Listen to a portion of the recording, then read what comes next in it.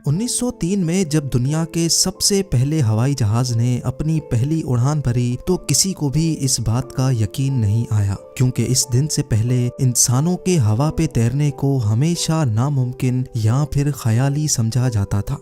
लेकिन अब साइंसदानों को कुछ ऐसे सबूत मिले हैं जिनको देखकर ऐसा मालूम होता है कि दुनिया का सबसे पहला हवाई जहाज राइट ब्रदर्स ने नहीं, बल्कि ये काम तो हजारों साल पहले बसने वाली एंशिएंट सिविलाइजेशंस पहले से कर चुकी हैं। ज़ेम टीवी की वीडियोस में एक बार फिर से खुशामदीद।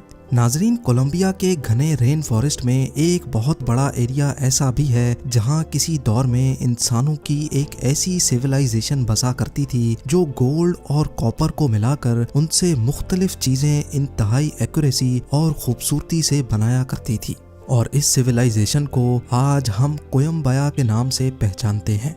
आज से 1000 साल पहले किसी कुदरती आफत की वजह से ये पूरी सिविलाइजेशन तो खत्म हो गई, लेकिन ये लोग अपने पीछे बहुत कुछ छोड़ गए थे।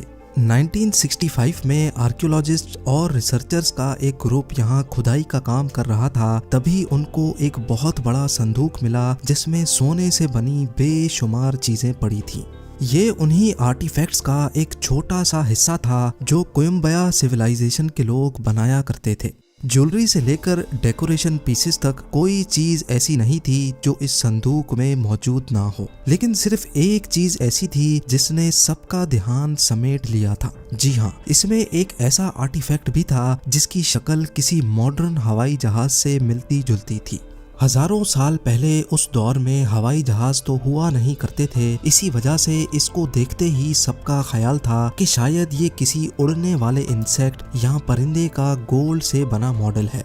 लेकिन कुछ तो था इस मॉडल में जो अनकरीब सबको हैरान और परेशान करने वाला था। जब इस मॉडल को डिटेल्ड स्टडी के लिए एरोडायनामिक्स एक्सपर्ट्स तक पहुंचाया गया तो आखिरकार इस पहेली की गुत्थियां एक एक करके सुलझने लगी। ये जाना गया कि इस मॉडल का डिजाइन परिंदों और उड़ने वाले इंसेक्ट से काफी ज्यादा मुख्तलिफ है, क्योंकि दुनिया में कोई एक भी ऐसा परिंदा नहीं है जिसकी दुम सीधी खड़ी हो जैसा कि इस मॉडल की देखी जा सकती है।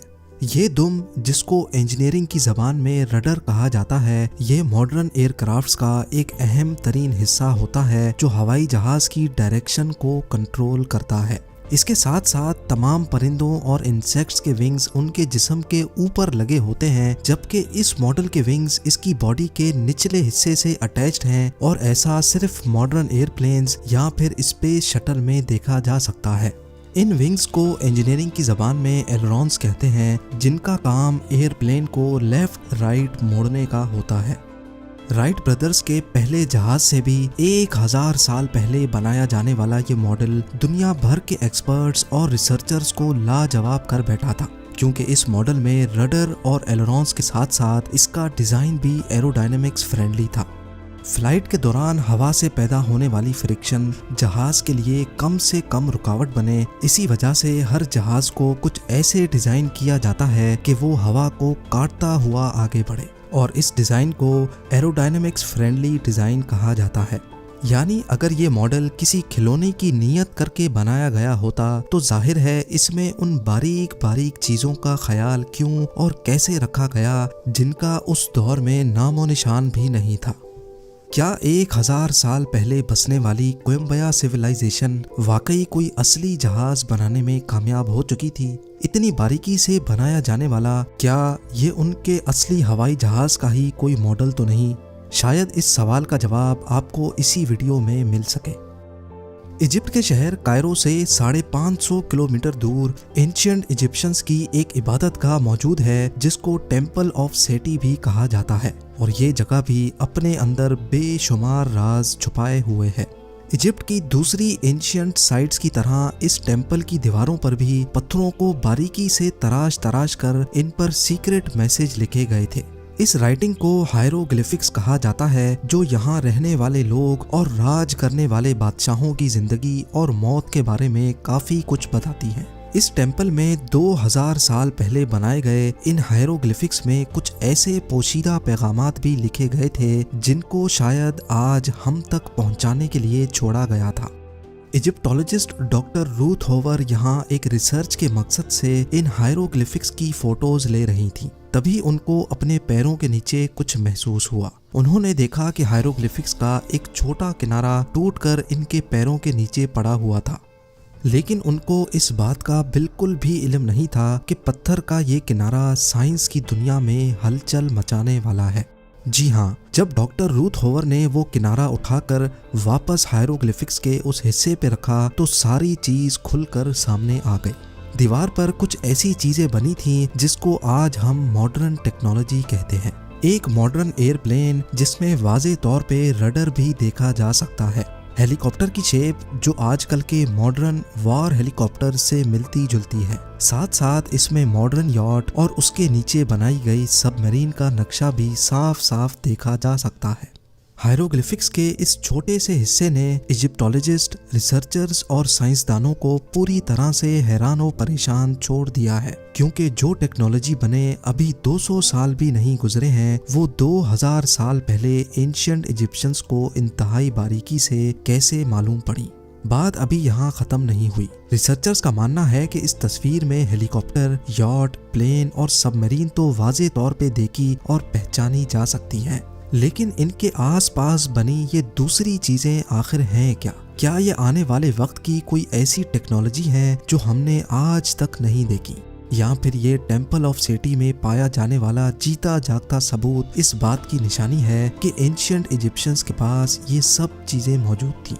मॉडर्न टेक्नोलॉजी की बात सिर्फ टेम्पल ऑफ सेटी तक ही महदूद नहीं है। इजिप्ट के सबसे पुराने पिरामिड, जिसको डिजोजर भी कहा जाता है, उसके पास एक टूम्ब है जहां से आर्कियोलॉजिस्ट को एंशिएंट इजिप्शियंस के बनाए हुए काफी सारे शो पीस मिले थे।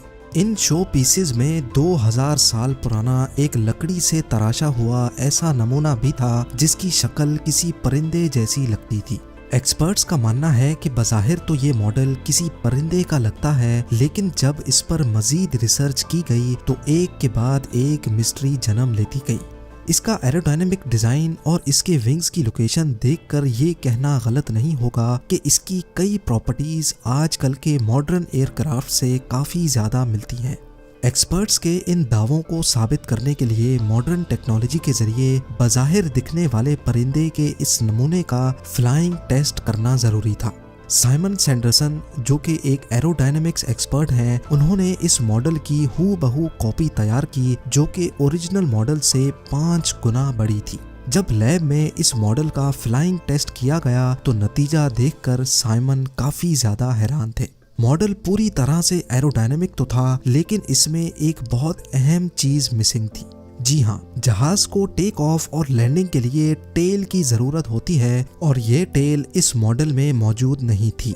लेकिन हैरत की बात तो ये है कि जिस जगह टेल लगी होनी चाहिए थी उस जगह से मॉडल का एक छोटा हिस्सा टूटा हुआ दिखाई देता है। ये टूटा हिस्सा इस बात की निशानी है कि शायद इस मॉडल को बनाने वाले ने इसमें टेल लगाई थी, लेकिन किसी वजह से ये टेल अब टूट चुकी है।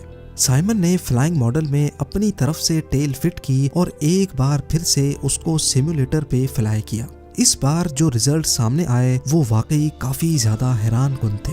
मॉडल बिल्कुल असली ग्लाइडर की तरह हवा पे तैर रहा था, जो इस बात का सबूत था कि 2000 साल पहले बनाया गया ये मॉडल उड़ने के लिए बिल्कुल परफेक्ट था। अगर एंशिएंट इजिप्शियंस ने इतना परफेक्ट मॉडल बना लिया था तो क्या उसको कभी उड़ा भी पाए कि नहीं? ये सवाल भी एक्सपर्ट्स और रिसर्चर्स को ऐसे ही तंग करता रहेगा जैसे टेम्पल ऑफ सेटी में बने हायरोग्लिफिक्स और कोयम्बया सिविलाइजेशन का प्लेन मॉडल कई सवालिया निशान छोड़ गया है। उम्मीद है जेम टीवी की ये वीडियो भी आप लोग भरपूर लाइक और शेयर करेंगे।